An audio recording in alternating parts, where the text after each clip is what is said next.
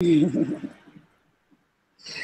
hi and welcome, ladies and gentlemen, to a fantastic and inaugural offering. Thank you for participating. My name is Jocelyn Gordon, and this webinar is called Emotional Hoarding with Dr. Melva Green. So thank you for signing up. I'm honored that there was resonance. I feel for most of us, there's probably resonance because we all have things that we're ready to release and let go. Some of you know me already. Some of you are on my mailing list, and it's lovely to communicate with you. And some of you are very new to what we're holding space for here. So again, my name is Jocelyn Gordon, and I'm a conscious conception coach, which I'll share more about later. But just in a brief synopsis, I help women and couples up-level their health so that they can create the optimal inner environment to conceive and be pregnant juicefully and to birth and be guardians of the amazing, wonderful beings that are ready to come in. And also part of that includes creating your most ideal, beautiful life and setting for raising a family. So this is very much part of that process, and also part of just consciously collaborating in your life, whether or not you want to conceive, whether or not you have children, whether or not you're in a partnership. This webinar today is about shedding what we no longer need, shedding what's ready to be released so we can live more fully and live more heartfully in collaboration with ourselves and the larger community. Ultimately, if you believe in mission and purpose, that you can be here and joyfully fulfill your mission and purpose for being alive at this time on this earth. And my guest today is someone who is quite masterful in that, living fully. And not just fully, because I don't know, that kind of just seems like a little flatline, but joyfully, deliciously, sensuously, and ecstatically. And that is Dr. Melva Green, who is a psychiatrist, and as you probably read in the webinar blurb, a mother, a transformational guide, and a featured psychiatrist on A&E Hoarders. So if you've watched that, then you know who this magical woman is, and it is my honor to introduce you to her on a more deeper level. So thank you, Melva, for being here. Thank you for having me. I'm so excited about this. It's been a long time coming, sister. Yes, and actually that's a good point. So Melva and I met in Bali when I was pregnant. So that was about 3 years ago, 3-ish years ago, with my very intentional, consciously conceived little angel baby, Sienna. And I was in a cafe, very round in Ubud, and Melva and our eyes met. And I was on the way to the bathroom, as pregnant women often are. But we had this, in a moment. And that's exactly what happened. Lo and behold, we found out we'd been Facebook friends for a few years, and then we were just able to really drop in. And so this call and time together is a manifestation of things that were becoming present at that time. So. Yeah, and we found out we were only separated by 2 days. Our birthdays are 2 days apart, same year and everything.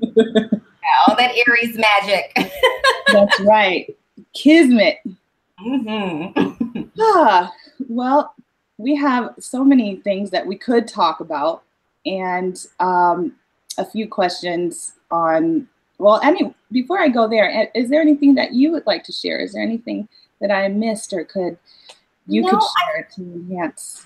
I think you nailed it. I think this has been a path, a process of reclaiming my own joy, and this is something that I have embodied. It's not something someone told me about. It's not something I read about. This process of letting go is something that I live daily and have been very intentional about doing for myself and any other willing participants that I find along the journey.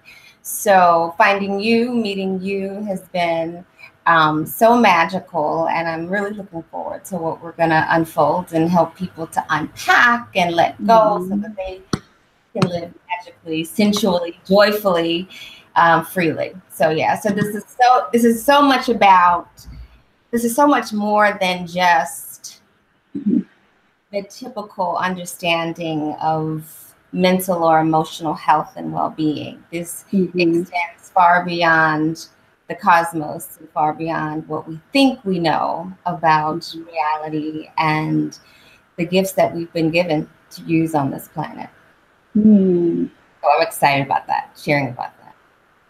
You mentioned magical, and one of the things that stood out, well, that's just who you are. And in one of our calls, you mentioned, you know, this walking the path between the practical and the magical, the science and the spirit. And you say things so eloquently. I think there was another MM in there, alliteration-wise. But would you say more about that? Because I think that's an aspect of your special sauce of what makes you so effective in helping people and in living a joyful, ecstatic life. Well, I have a deep appreciation for the mystical, and always have. From the time that I was a little girl, I've just had this unlimited and infinite relationship with the universe, with animals, with people. I'm extraordinarily empathic and always have been. And over the course of my education and training, I struggled to find a way for that to fit, for that to make sense to me.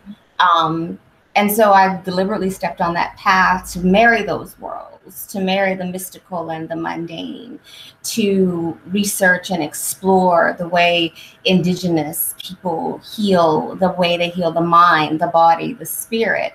I stepped into the unknown. I stepped into the mystery to really explore what was medicine before it was in a hospital or a clinic. I stepped into a clear mission to move psychiatry from the couch to the community and beyond. And so it's been a personal journey that just so happened to unfold in a way that it has impacted me professionally. And my sense is that it is something that more people are interested in.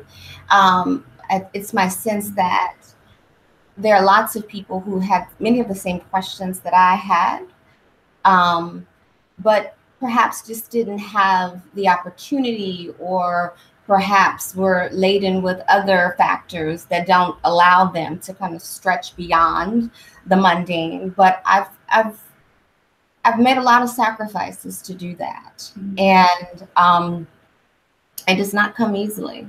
You know, I say, make it look easy.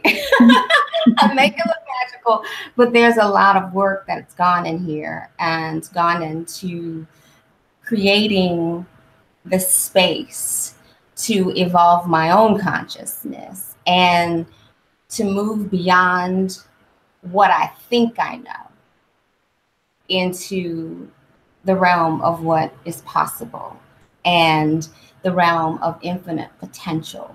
So yeah, that's my long-winded way of saying it is a marriage of the magical and the mundane, but it's very practical. So I'm not, you know, I enjoy a good woo-woo. I enjoy exploring different people's practices and how they do what they do and how they see the world. But at the same time, I am still a psychiatrist, and I am still someone who is trained in the mind, the body, the brain, the heart, the spirit. And so it's all about it being grounded. It's all about this actually being practical and something that people can actually utilize in a way that is effective. And here on the earth, yes. You know, I'm all about exploring the outer realms of the universe, but be here now. Yeah. Be in the body, dealing with the politics, dealing with relationships, dealing with all of the stuff that we hold on to, the past, dealing with it head on. So it looks magical, but there's a whole lot of shadow work here.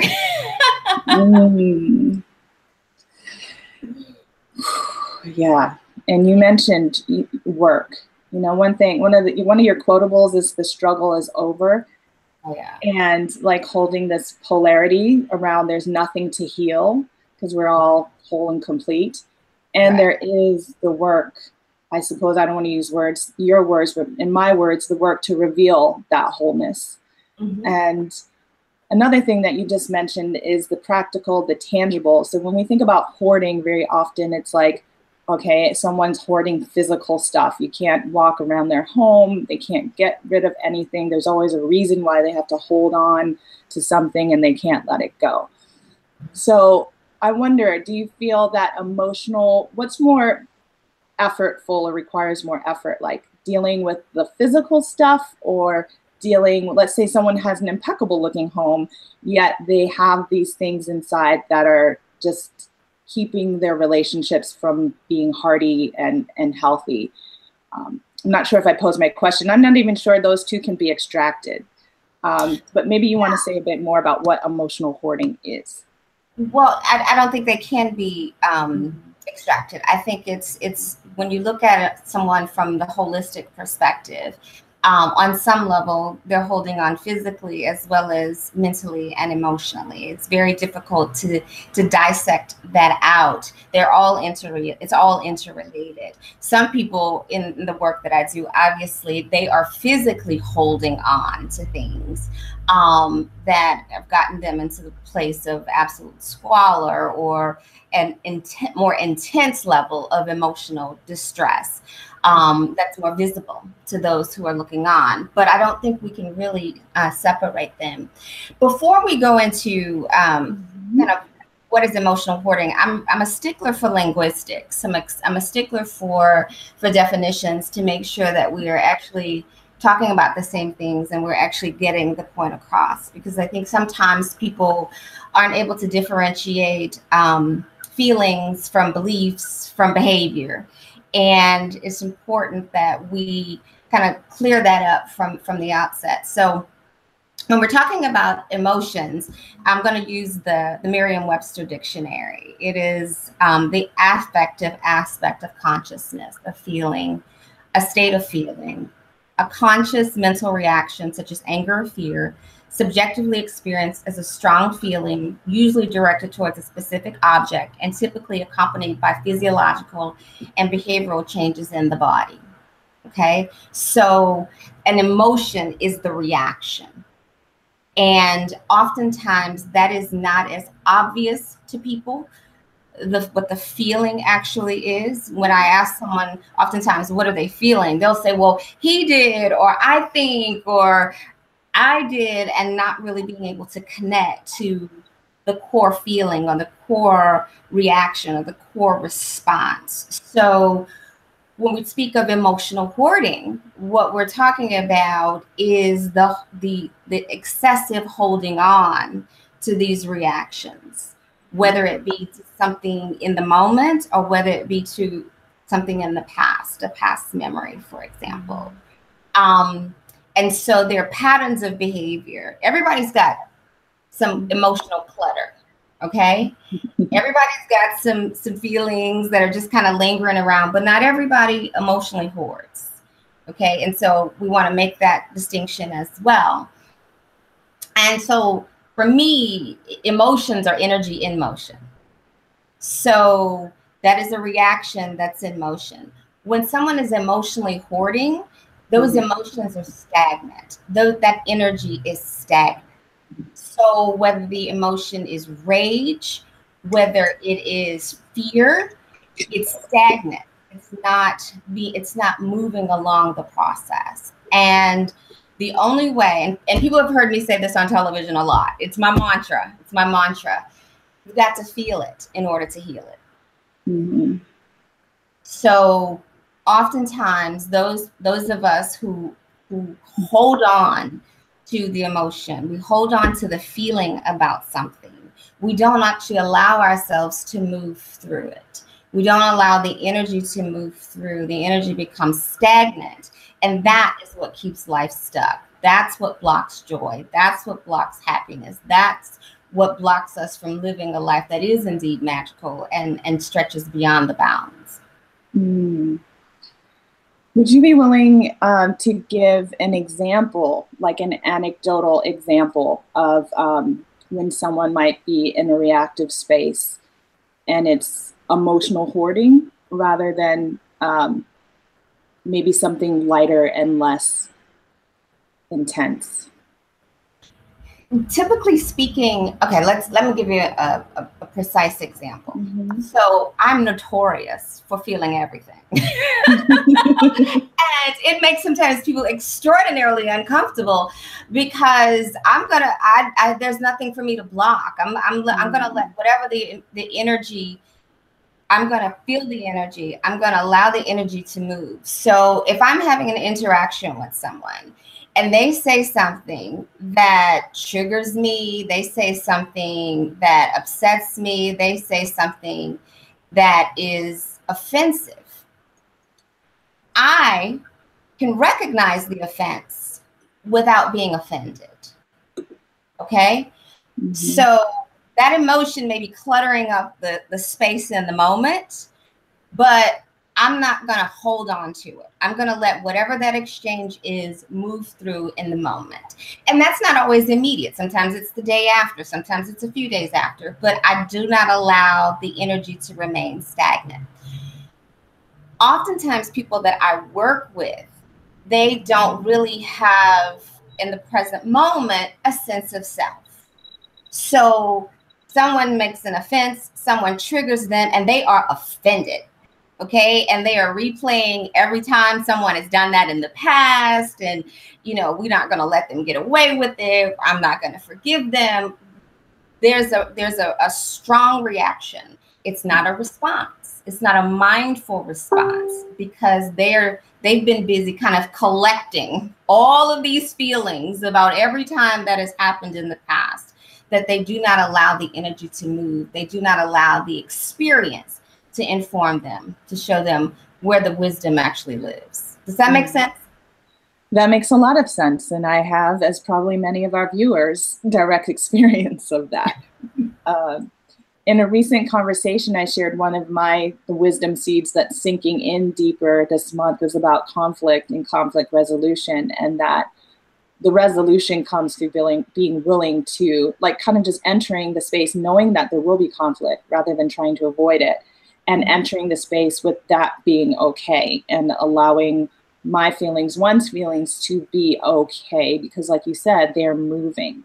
But the moment that we try to avoid them, or I try to avoid them, or the moment that they get activated without that centered self of consciousness, it seems like there's just so much time wasted in the offense, in the defense, in the stonewalling. And I know that we all really want to be in a space of love and harmony, and yet we kind of unconsciously waste so much time in this reactive space, rather than letting it move, saying, if anything, what needs to be said, like in nonviolent communication, I'm feeling, therefore there must be some need here. I'm not an expert in that. I just know a little bit. And then with love and commitment, it seems like there's the opportunity to get to something greater. Right. And it's also really about allowing people to have their own stuff too. And not feeling the need to fix them or to change them or to make them better. Yeah. People where they are, and being very clear, well, maybe I don't want this in my space. But being able to let the other sort that out for themselves, and not trying to take on the savior complex and I'm going to fix you and I'm going to help you get rid of all of your stuff. And even to know when to not take that on emotionally, like a dagger, you know, right. Whether, you know, it's wanting to, if one is quite empathic or quite sensitive, then there can be that, oh, but I also think that feeling that, which is the feeling again, is like, oh, that just kind of, you know, I felt that. But then we can slough it off. Like, we can exfoliate. We can say, actually, that's yours energetically. It doesn't necessarily have to be in the conversation, but that's yours and this is mine. And it's okay. I love you. It's not okay. You know, this doesn't work for me. I don't like it. And it doesn't work for me. So, you know, my big thing is not just letting things fly. If you are triggered, you can acknowledge that you're feeling triggered, and also that it doesn't work for you, you know, in this particular given moment in time. I find that the most empathic people have the best boundaries, have the best and the healthiest boundaries, because when I have these healthy boundaries of what lines not to cross with me, I'm really able to show you a true level of compassion. I'm really able to show you a space of tolerance. But I'm also going to say, back that up. You know, this doesn't work for me. I'm really not trying to be your dumping ground. One of the things I want to add too is, you know, I oftentimes get asked, how do you know if you're hoarding? Like, how do you know if you're emotionally hoarding? And I always say, you know, look at the quality of your relationships. You know, if you are in mostly relationships that are out of obligation, you're hoarding. If you are in dynamics that leave you feeling drained, that leave you feeling unfulfilled, you're hoarding. And the way you can really identify it is it's kind of 3 steps. One, identify your core wound. Everybody's got a core wound. If you got a human body, you got a core wound. Some people call it the pain body. You know, it comes by many different names, but everybody's got something, whether it occurred in your childhood or whether it occurred over the course of your adult life. Everybody's got some core wounding, something that happened, some disappointment, some letdown, some experience that made you face the inhumanity of humanity, right?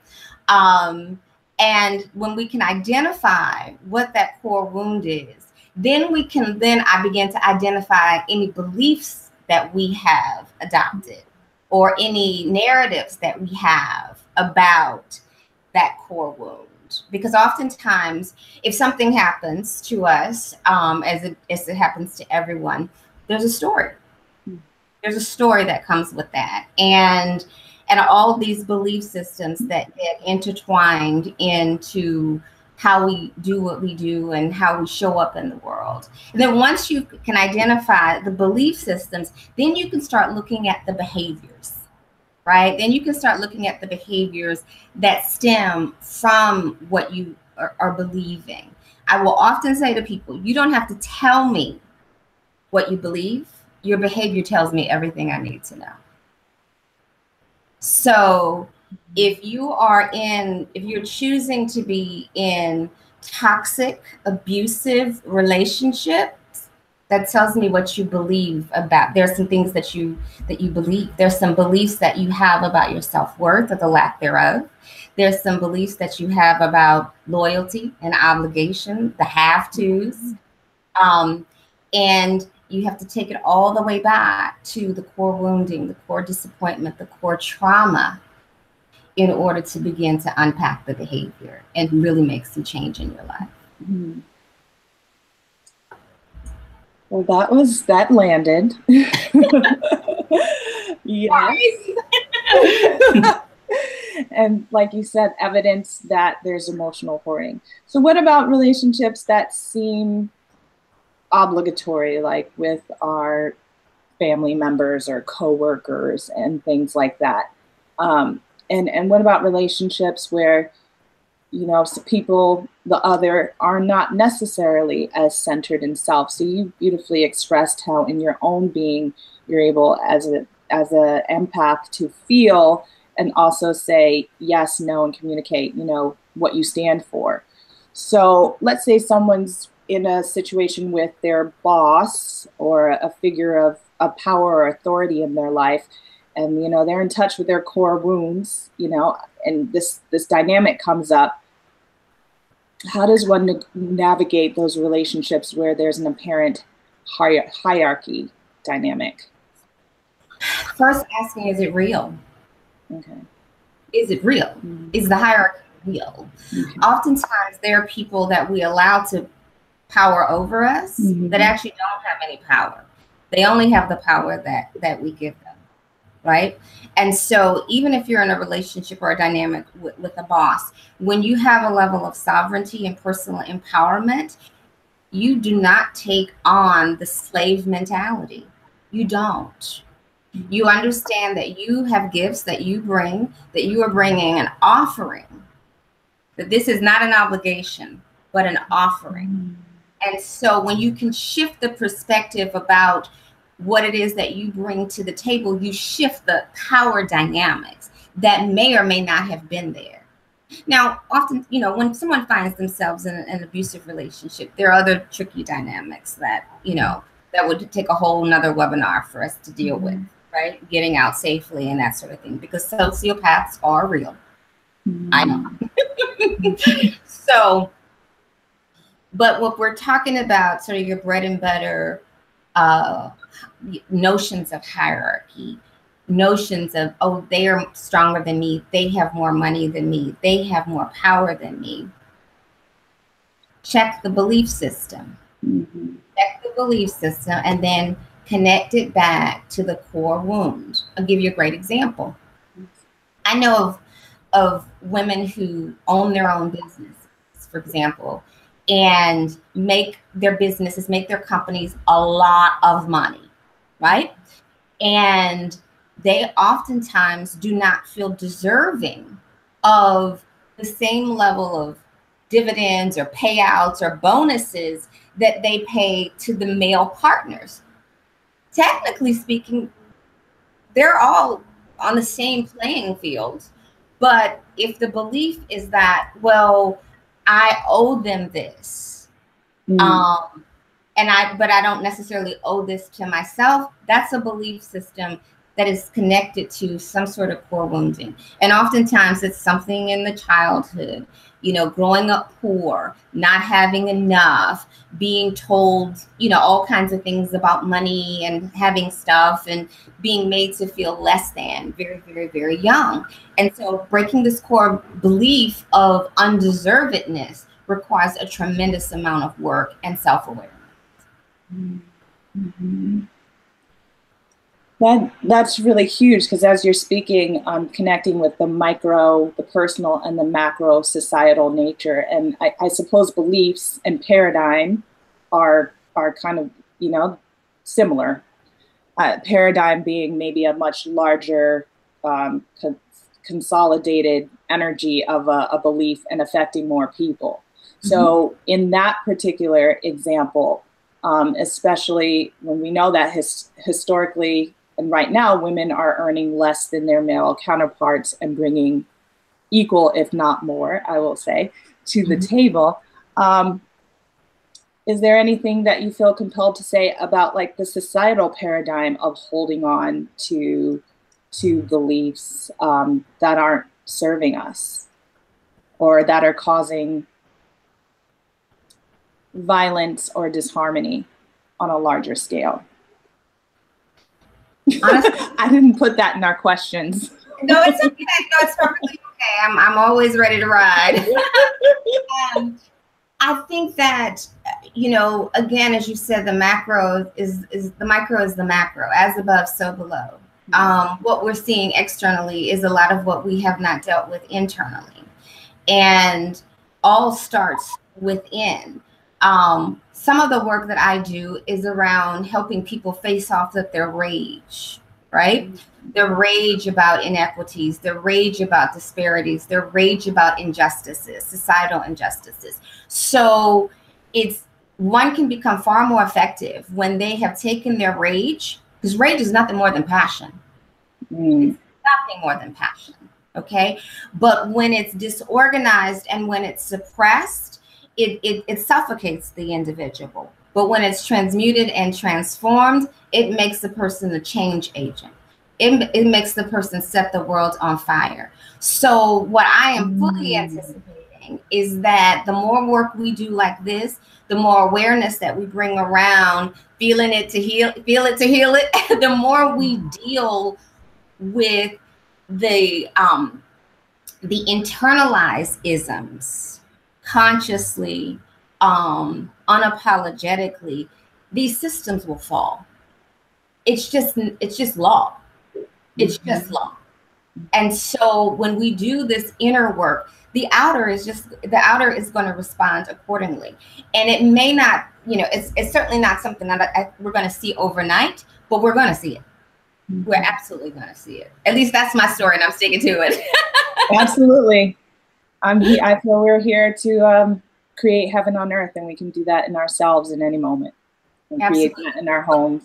But it does start with recognizing these cast off aspects of the self, these hoarded, shut away, suppressed, I can't deal with it aspects of self. When we can invite that out and look at it, we find that it's not as big and terrible and scary as we actually thought it was. Doesn't that seem to always be the case? Like, I don't wish to diminish anyone's pain and shadow. It feels like, once on the other side, once looking at whatever it is, it's like, oh, I could have been doing this all along and saving myself so much grief and drama and pain. Right. And again, that's another one of those things that at some point in time, clients that I work with, they are kicking, screaming, gnashing of teeth. And I'm just like, are you done? Are you done? Done with this? I mean, because really, there is so much more on the other side of this. I mean, you're like holding on to this thing for dear life. And it's,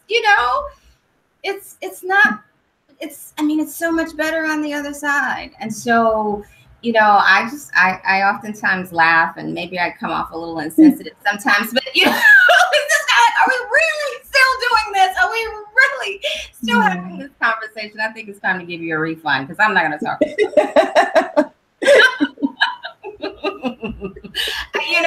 And that is the thing, there's a hysteria. And I'm with you. I'm never diminishing anyone's suffering. That is not my intent. I'm never about diminishing anyone's pain.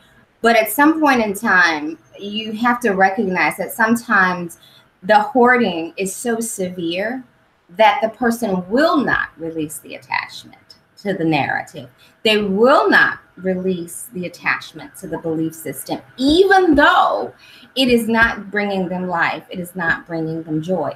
Those are people sometimes you just have to leave and let be, because that's their choice and they have a right to make that choice. What they don't have a right to do is dump all over me.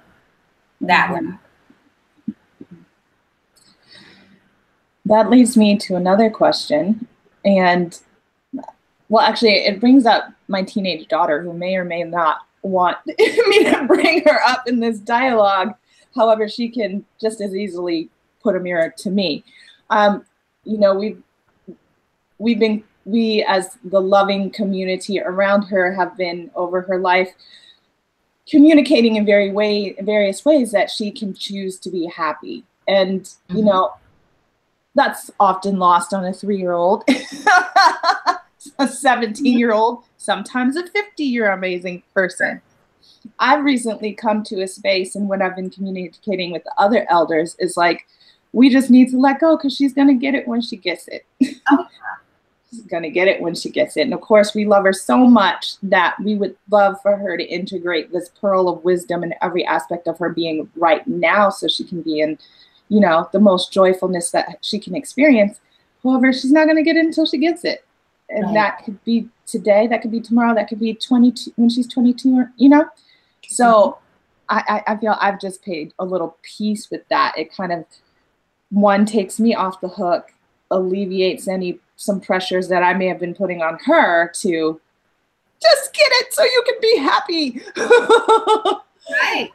And I think maybe psychically provide some kind of freedom, because hopefully we're not in a certain tango around that. So I think we have to let people have their stuff. I mean, if you've ever seen me in action, I'm not arm wrestling with anybody.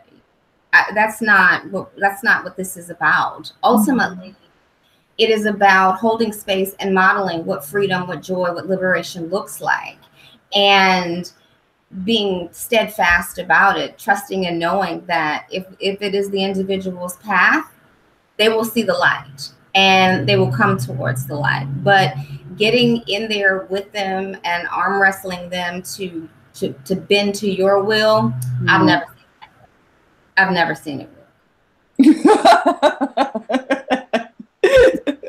I don't, you know, but something clicks, you know. I mean, I don't often say a lot, even in the work that I do. I don't say a lot because oftentimes the other piece to this is people are so uncomfortable with silence.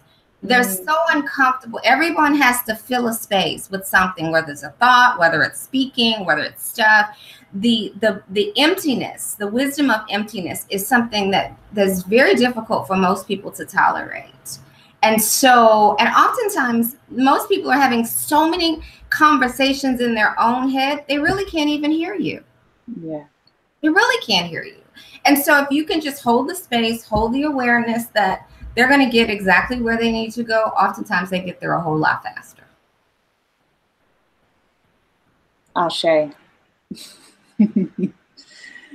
Before we go on with this wonderful conversation, I just want to share a couple of chats that are happening on the webinar page and acknowledgement. So Liz says, thank you for doing this. Thank you, Liz. And Cherie, hopefully I'm saying your name properly, says, so grateful to hear this and to understand. Oh, wonderful. Yeah, giving thanks for that. And if you have a question or a comment, there is a chat box on my webinar page from which you're watching this, and you can post that there, and I'll do a sideways glance and check it out. So a Dr. Phil-ism is, what's the payoff? You know, like, why do we hold on? Like, I can just think of so many things, like ancestral, like survival from reptilian brain learnings, and then like just learning it from our modelers as children, staying in victim mentality, not, you know, when you realize you have the power to change, it puts it all back on you. So those are just my little glimpses into the hologram. Why do we hold on to this stuff? All that you said, I think the number one reason in my experience is pain avoidance. This idea that if I don't have to feel it, I don't have to deal with it. And that's just untruth. You're going to deal with it on some level, some way, shape, or form, whether it's mentally, whether it's physically, whether it's financially, you're going to deal with it. And oftentimes in the most inconvenient ways. But I think it's more often than not the avoidance factor. If I can just not have to deal with this right now, then there's a chance that it'll just go away. Or if, you know, the idea that if I deal with it, I'm not going to be able to recover from it. If I face off with this hurt, if I face off with this trauma, if I face off with this disappointment, it's going to take me under and I'm never going to be able to recover. That I hear more often than I care to know. It is such an overwhelming sense of anxiety in facing the reality of what holding on to these emotions is actually doing to the person and how it's leading them to all sorts of other compulsive behaviors, whether it's hoarding, drinking, eating, having too much sex, too much spending. It's spilling over into other behavioral compulsions. So it's number one is pain avoidance. I think the other thing is what you said, this the nurturing, the nature of it. Just growing up in certain communities, growing up with certain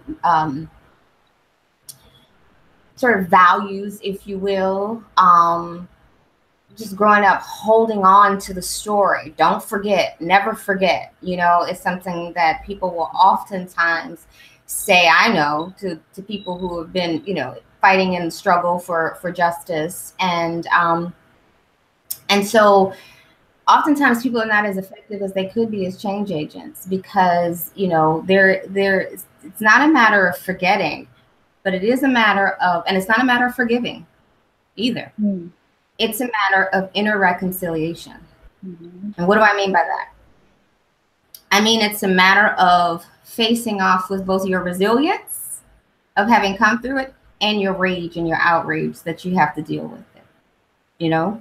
And so letting all of the stuff come up without judging it, all of your dislikes, all your isms, all your hatred, everything, letting it rise to the surface so that you can really sort out what is it that you do feel?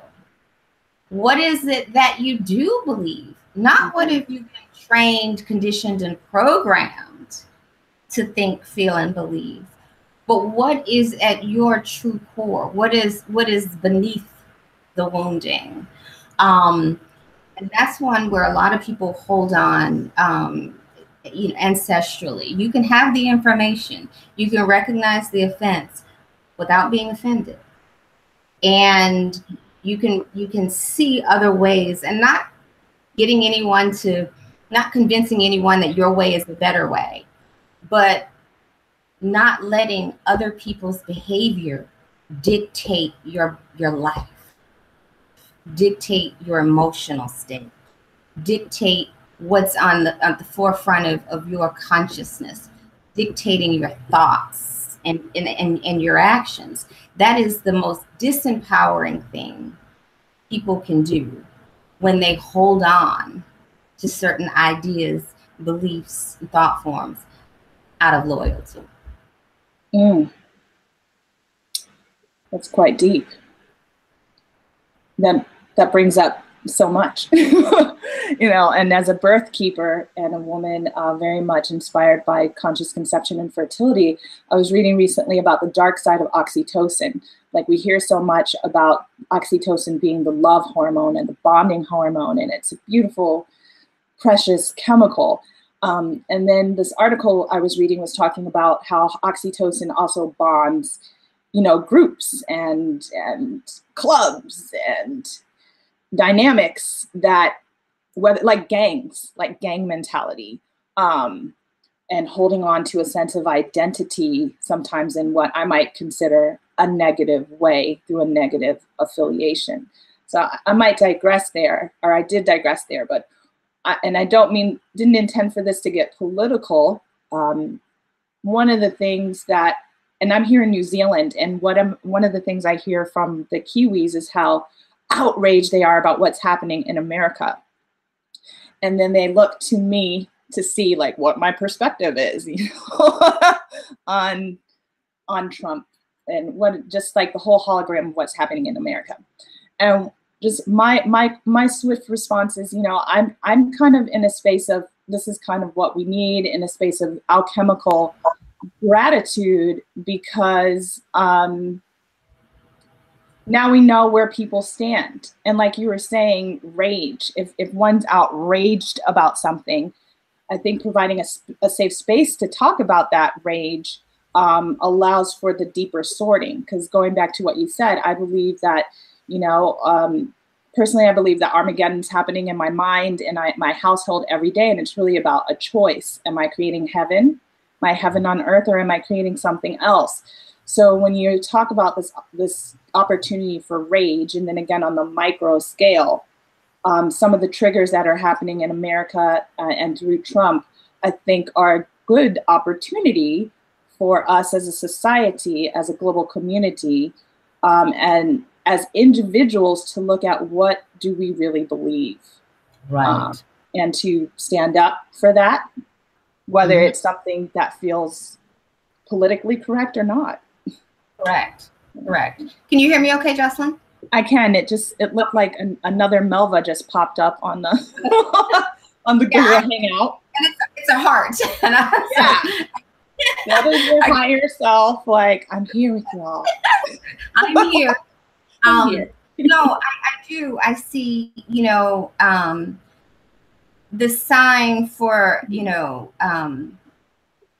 harmony is also the sign for chaos, right? Mm-hmm. So we are in a process of seeking harmony. We're in a process of restoring balance, of restoring Ma'at on this planet, on this earth. And so that means that all of the drudgery has to come up, all of the rage, all of the hatred, all of the pain, all of the misunderstanding. It has to rise to the surface. And in order for us to deal with it, in order for the light of consciousness to shine on it. Otherwise, you know, just because we're not looking at it doesn't mean it's not there. That's right. So, you know, kind of like with the hoarding, right? It's like oftentimes when I'm working with people who are physically hoarding, they see something entirely different than what I see. I see a narrow path without, you know, an inch between items anywhere in the house from floor to ceiling, you know, and it smells awful. And, you know, it can be very frightening to dangerous to be in the place.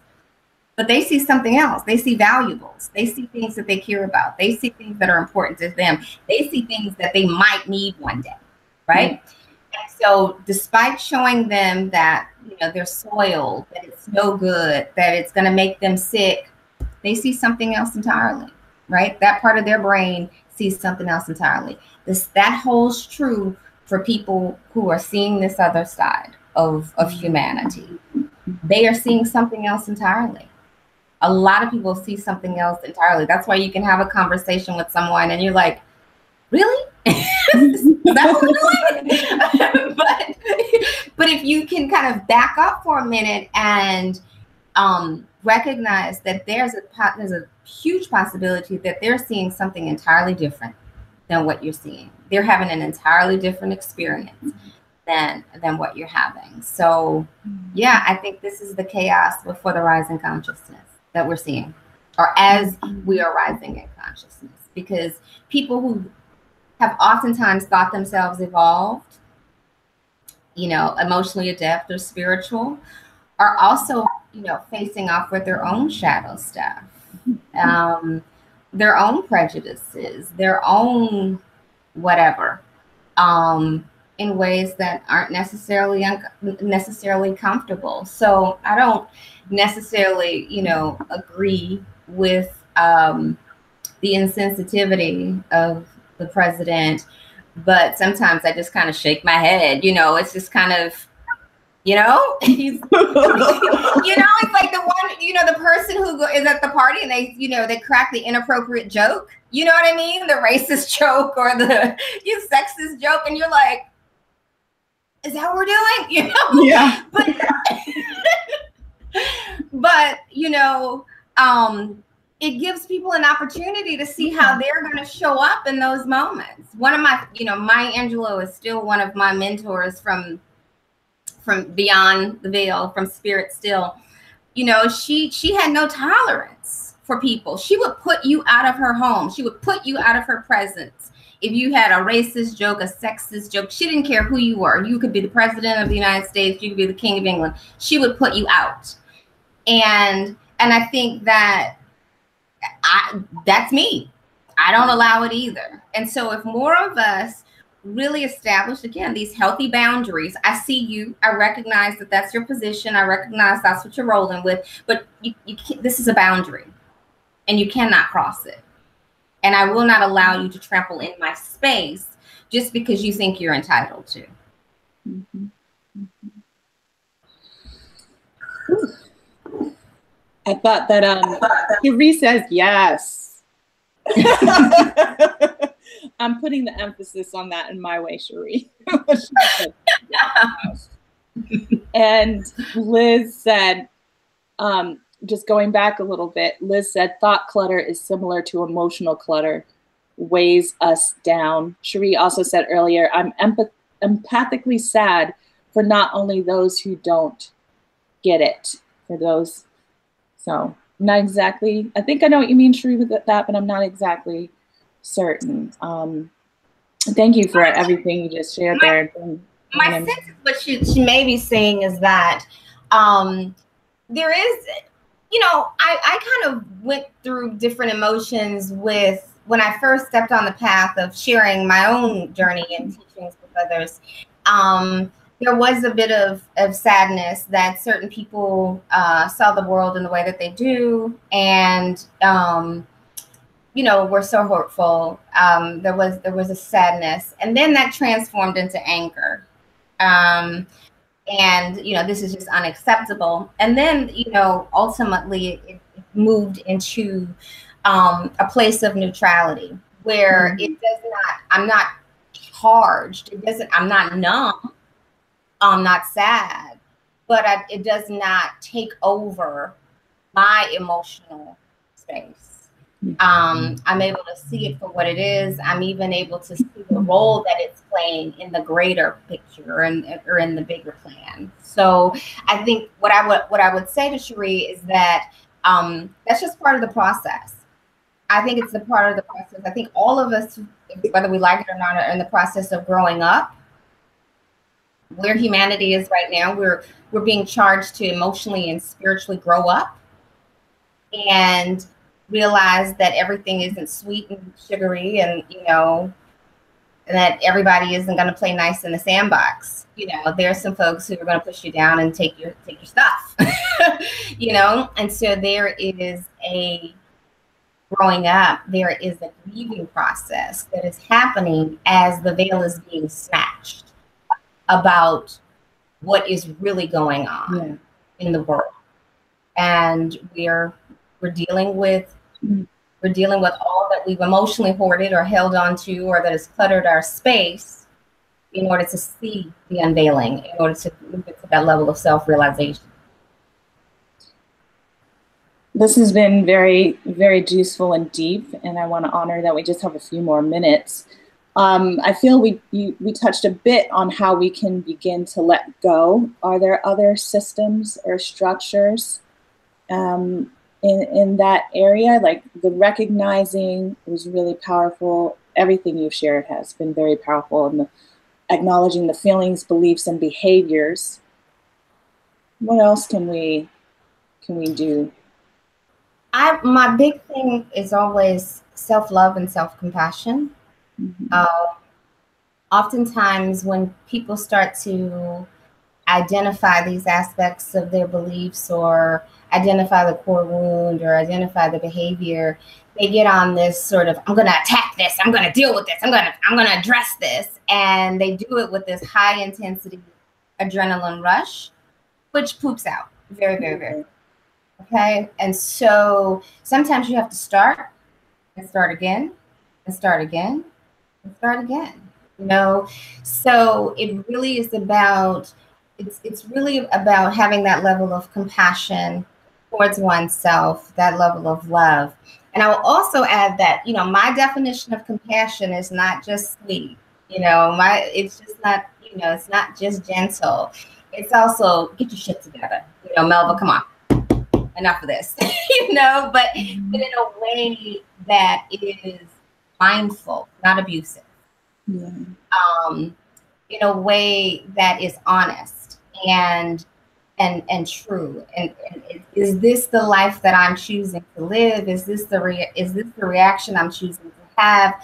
Is this how I'm choosing to be in the world? Is this how I'm choosing to show up? Slowly, deliberately, mindfully, gently, sometimes fiercely, asking those questions. And letting the river flow, letting what needs to flow away, and what needs to flow towards me, flow towards me. It seems that the core or a core thread is worthiness, like realizing I am worthy of something better, like growing through harmony rather than growing through disharmony and chaos. And so that worthiness component is there. People use affirmations. I like affirmations these days. Why is it that I'm so worthy? Are there worthiness strengtheners that you have in your life, or that you share with your clients, friends, and patients? This is gonna sound so awful. I'm not a big affirmations person, in that I know that there's value in I started off this saying linguistics, words are important, definitions are important to me. But for me, it really is more about the emoting, the feeling, the body.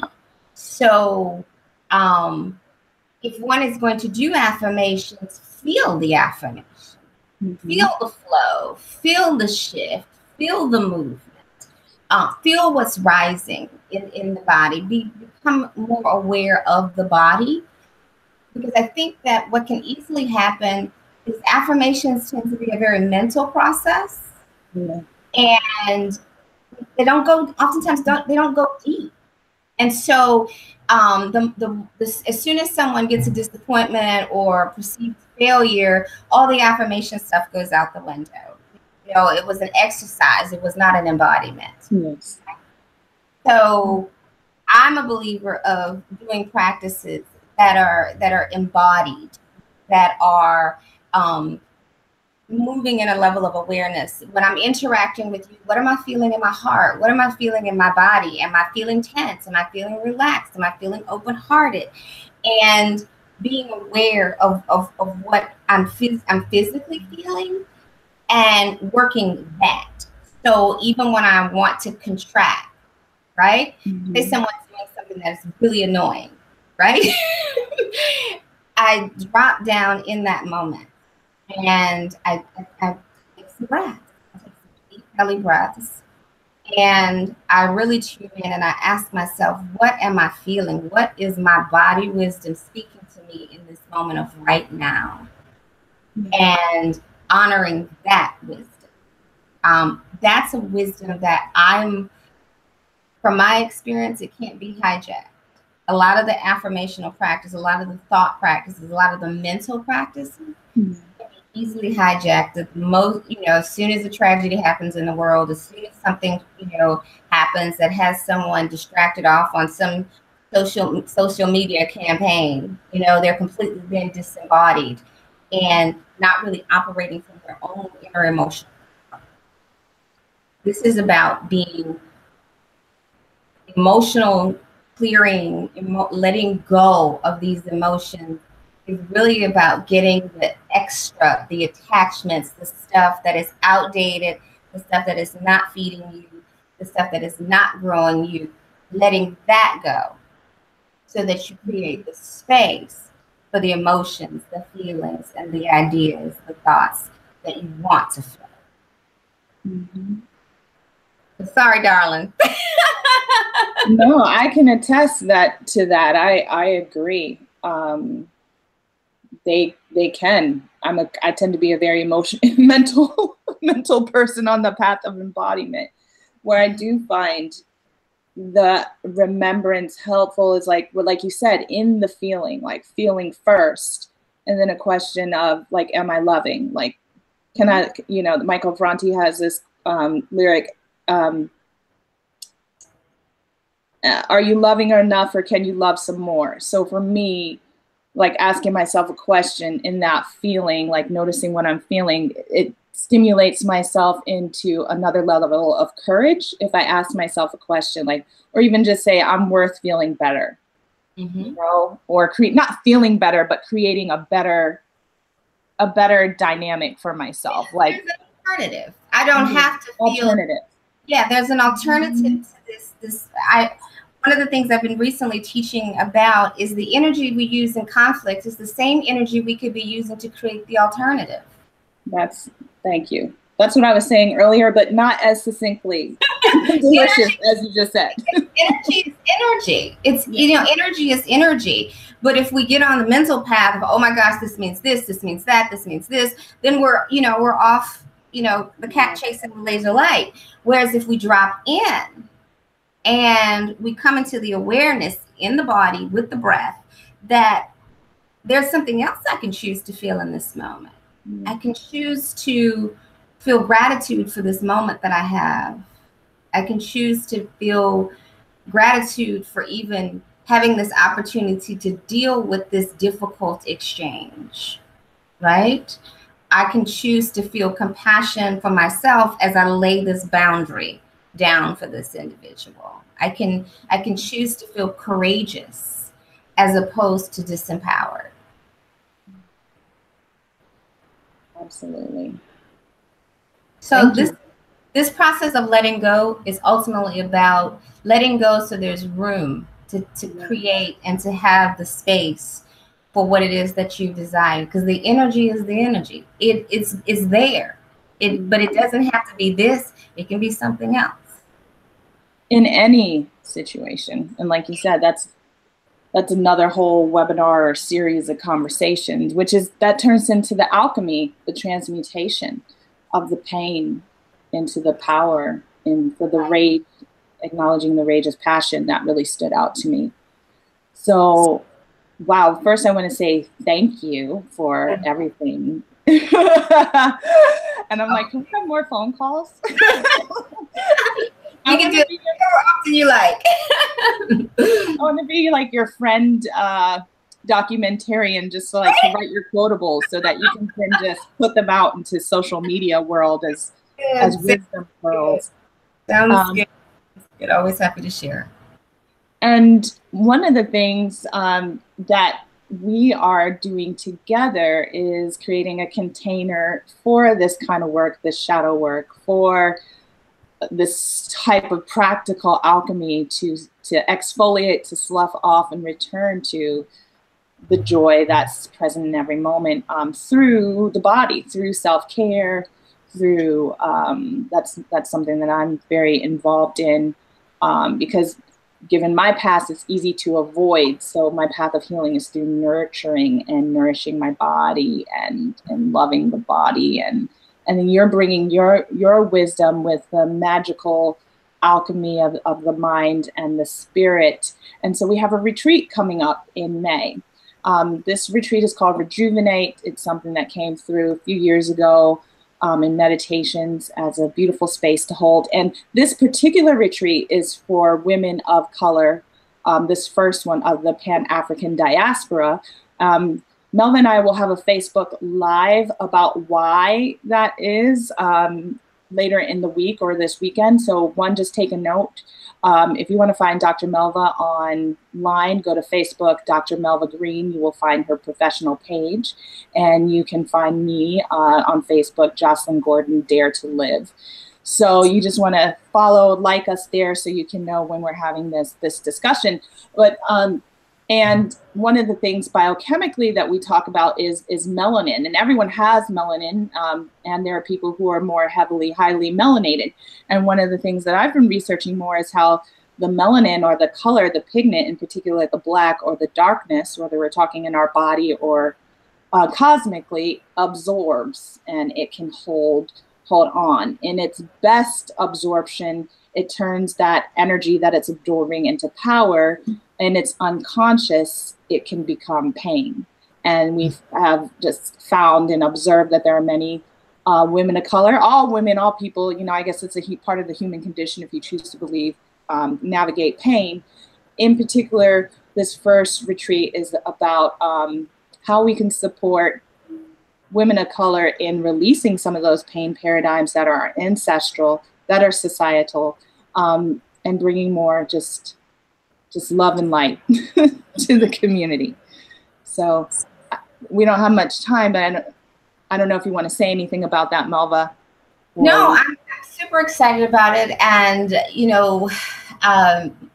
we've talked about the importance of doing this sort of first and foremost, and then doing one that's more broad and inclusive of all women. And, I'm in complete support of that, because one of the things that I've been a psychiatrist for 18 years, and I can tell you, I've had countless numbers of women of color who had been in therapy, who had been in treatment with other psychiatrists, other coaches, other counselors, and got absolutely nowhere from their perspective in terms of their own mental, emotional well-being.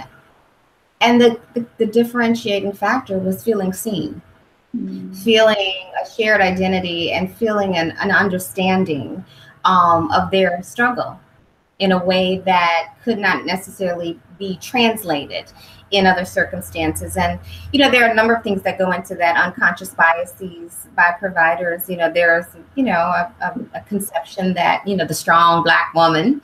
And so oftentimes, they weren't necessarily seen. They didn't want to be strong.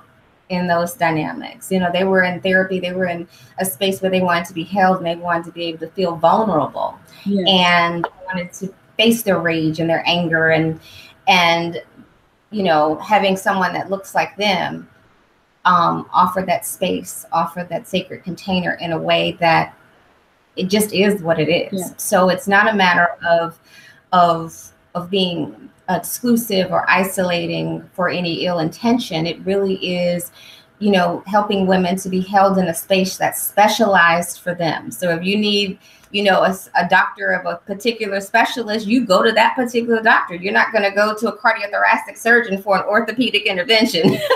You know, so this is really about holding that specialized container for women of color, so that this work, this alchemical work, can really happen in a way that is whole and complete. Yes, thank you. So well said. So if you are watching this and you are a woman of color, or you have women of color in your life, which I hope you do, that you think would benefit from this retreat, please send them to my website, jocelyngordon.com. You'll see the link for Rejuvenate Retreat. Again, follow us on our Facebook pages so we can share more with you about that and so many things, so many juiceful things. That's a word that came up in one of the my yoga teacher trainings that I led. When I asked, how's this going for you? She's like, I feel juiceful. I'm like, yes. Like, yes. That's so cute. We have to eat it.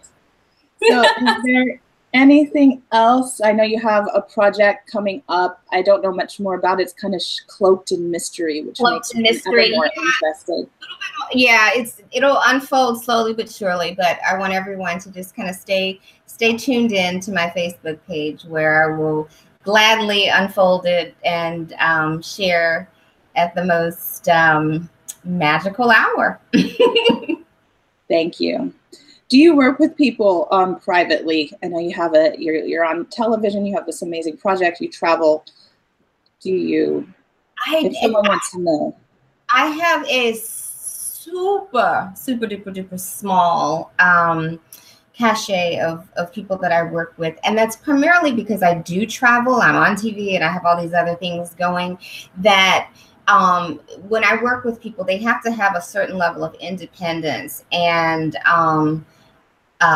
be able to push themselves, and they have to have a certain level of, I don't want to say advancement, but emotional development, psychological development, that they can take what I give and run.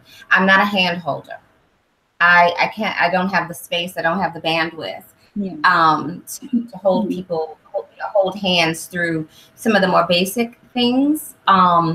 So it takes people who are really self-motivated and who have the flexibility to, and the deep desire to be coached at this level. Because I left my world of traditional psychiatric practice so that I could have the unlimited, the infinite potential to be able to move freely and share with people. And so they have to be able to kind of go with that flow. Yeah. Got it. That makes sense. So if you want to learn more about Dr. Melva, her very small personal practice, upcoming television series or season, and this special mystical project that's happening, again, please go to Facebook, Dr. Melva Green, and please, or just visit our retreat page for more information on that. If you are interested in working with me, focusing on your preconception health and well-being and moving through your own, if you have any birth trauma, message me on my website and you can experience, we can have a little, if there's alignment, we can do a 15 to 20 minute alignment session to see if we're the most ideal to work together. My next webinar is on January 31st, which is the blue moon. That is called Breasties. It is a self-care breast health webinar, which you can experience in the comfort of your own home. So you'll want to go to my website and check that out. And that's for women with breasts of all colors, shapes, and sizes. So thank you so much, Dr. Melva, for for bringing your wisdom to this space. Thank you. It's deep. I look forward to transcribing and watching this again. And thank you for tuning in. I hope you received some pearls of resonance And one of the things I like to close with in my yoga classes is that may our practices bring us peace, and may we share this peace with the world, because that's what we're really doing. Don't think yourself too small. Everything that you're doing in your own home space, in your own sacred temple, is really creating a ripple effect out into the world. So stay committed. All right. Take care and be well. Love you, Dr. Melva. Love you, sweetheart. Thank you.